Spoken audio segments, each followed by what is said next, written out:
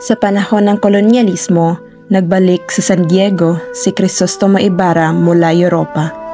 Dito niya naranasan ang pagmamahal, pangarap at matinding pagsubok na dulot ng mga praile at ng lipunan.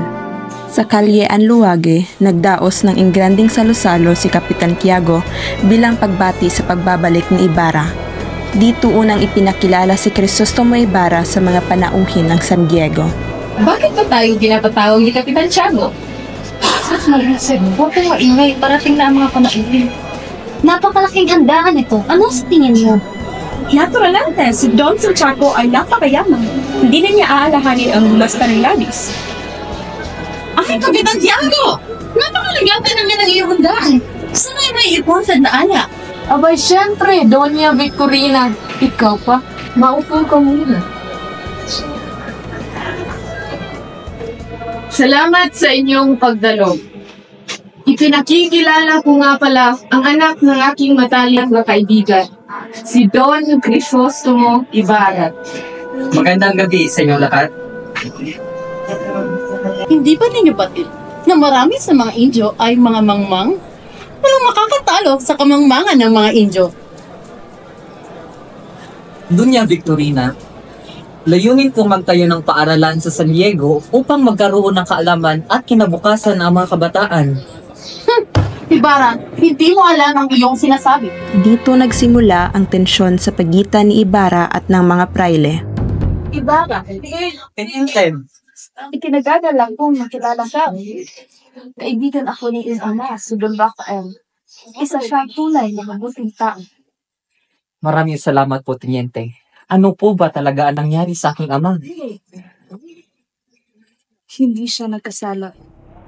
Isa siyang biktima ng mga mapang-abuso na praile at inggit ng mga makapangyarihan. Kinabukasan, nagtagpo si Ibarra at Maria Clara sa azotea. Crisostomo, nag-aalala ako sa mga nangyayari kasi bakit tila ayaw ng mga praile sa iyo. Maria Clara, huwag kang mag-alala. Lahat ng mga gawa ko ay para sa bayan at para sa lahat.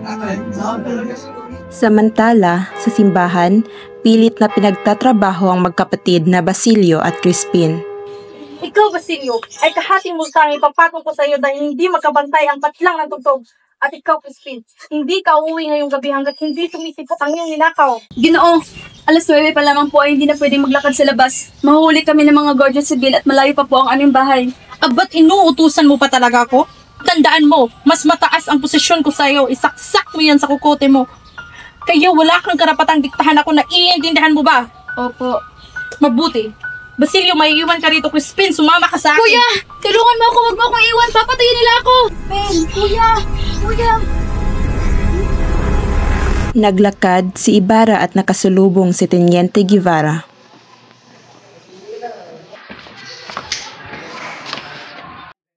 Oh, binata! Teniente Guevara, Naging kaibigan ako ng iyong ama. Hindi siya namatay dahil sa sakit, kundi dahil sa mga kalupitan ng mga praile at mga maling paratang. Ginoon ba, Teniente? Maraming salamat sa katotohanan ng iyan. Sa bahay ni Sisa, nag-aalala siya sa kalagayan ng kanyang mga anak. Ina! Basilio! Ina! Basilio! Nasa si Crispin! Ina! Wala na si Crispin! Ay, pinatintangan siya magnanakaw! No! Bakit? Nasa si Crispin, Basilio! Samahan mo ako! Si Sisa ay nawala ng bait, isa lamang siya sa maraming biktima ng sistemang mapang-api.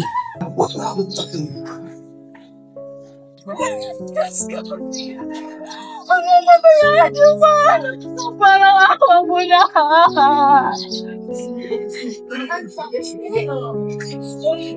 Nakita niyo ba si Crispin?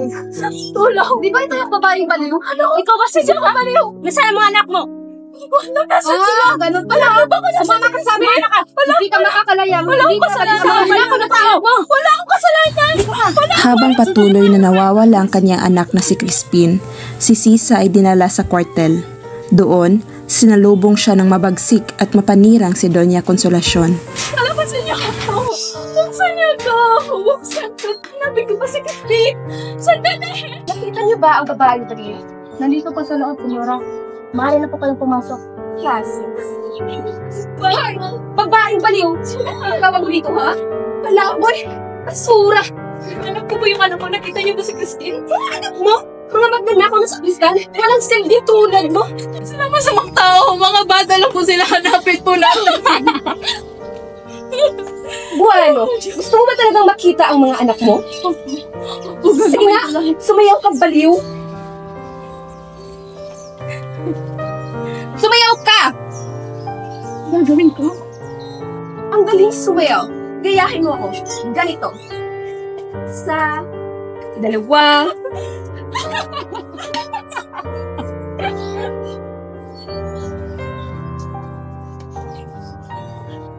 Dahil sa paninira ng mga praile at sa pagkakatuklas ng lihim na liham, si Ibarra ay napagbintangan ng sedisyon. Siya ay dinakip at ikinulong ng mga gwardya sibil. Akang anak mo sa Kailangan mo lang sa alam mo libre yung buhay. Huwag kang malala. Tulad natin ng lahat. Elias! Paano na si Maria Clara? Hindi ko siya maaari-iwan. Pambala sa kanya. Ang importante, ang iyong buhay. Kasi kapag ikaw ay namatay, paano ng bayan? Tumala. Kung ganon, sasama ako. Pero ipangako mo sa akin, nababantayan mo si Maria Clara. Pangako Ibarra, para sa bayan, para sa bayan. Sa gitna ng dilim, nakatakas si Ibarra sa tulong ni Elias. Ngunit ang kalayaan ay may kabayaran. Sa bandang huli, si Elias ay nasugatan upang iligtas ang kaibigang si Ibarra. Dahil sa pagkawala ni Ibarra, napilitang pumili si Maria Clara sa pagitan ng kanyang pagmamahal at tungkulin. Pinilit siyang magpakasal sa iba, ngunit ang kanyang puso ay pag-aari ng isang taong pinaniwalaang wala na. Kung dahilan upang mabuhay ka. Kaya magmamadre na lamang ako. Anak, pag-isipan mo mabuti ang iyong desisyon. Balang araw, matutunan mo ring mahalin si Linares.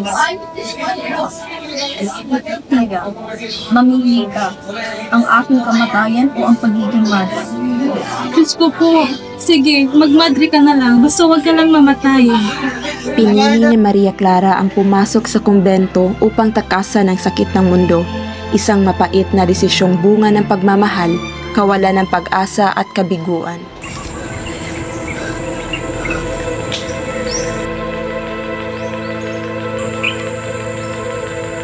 Tuksun!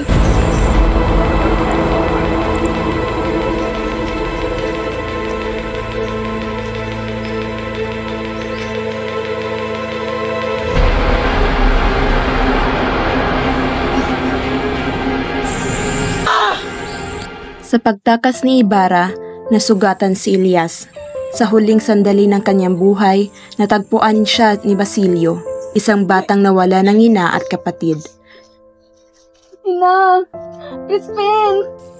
Kuya Elias, ikaw ba yan? Kuya Elias!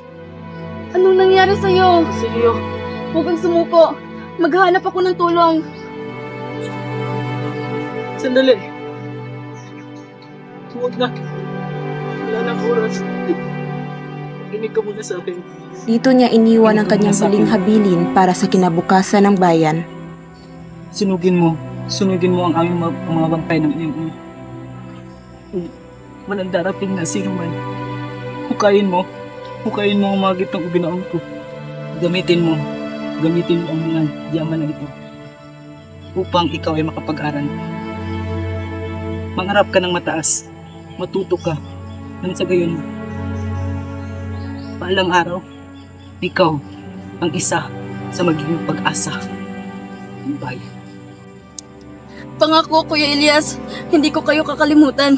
Mag-aaral ako para sa inyo, para sa bayan. Tila, mamamatay ako. Hindi ko man lang masilayan o matanaw ang ningning ng mukhang liwayway ng aking ng bayan. Sa katahimikan ng kagubatan, pumanaw si Elias, isang bayani na hindi kinalala ng panahon, ngunit iniwan ang liwanag para sa kinabukasan. Mula sa kanyang kamatayan, isinilang ang pag-asa ng isang mas makatarungang lipunan.